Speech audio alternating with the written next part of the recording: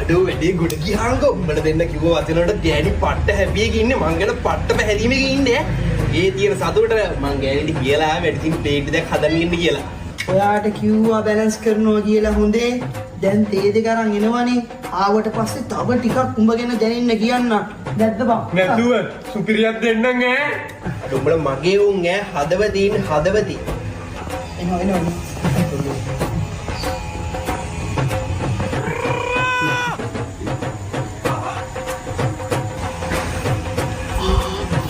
සීනඩිනේ නංගි බලන්න මාරම රසයි. එයා කොච්චර වාසනාවන්ත වෙන්න ඕනද මෙච්චර රස තේ හදන මේ ගෑන් ළමෙක් තියාගෙන ඉන්නවට. නංගි ඔය ගමින් උන් කියන කතාව පොඩ්ඩක්වත් විශ්වාස කරන්න එපා. පොඩි ඇත්තක් වෙනවා තමයි.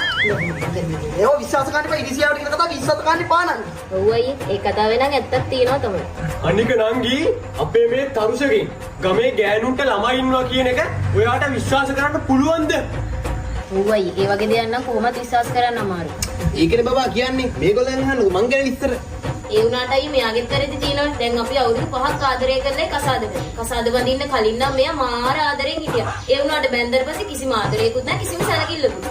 අන්න නංගිට වැරදුන තැන පිරිමි කවදාවත් ආදරය කියලා කිව්වේ නෑ නංගි. දැනෙන්න අරිනව මිසක්. අන්න ඒකයි බබා ඇත්ත මොකට කියනවද ඉතින්? ඒකවත් මූට දැනෙන්න කරගන්න බෑනේ අයියේ. Sarusara ko yang mal, bilang na kale hulang red.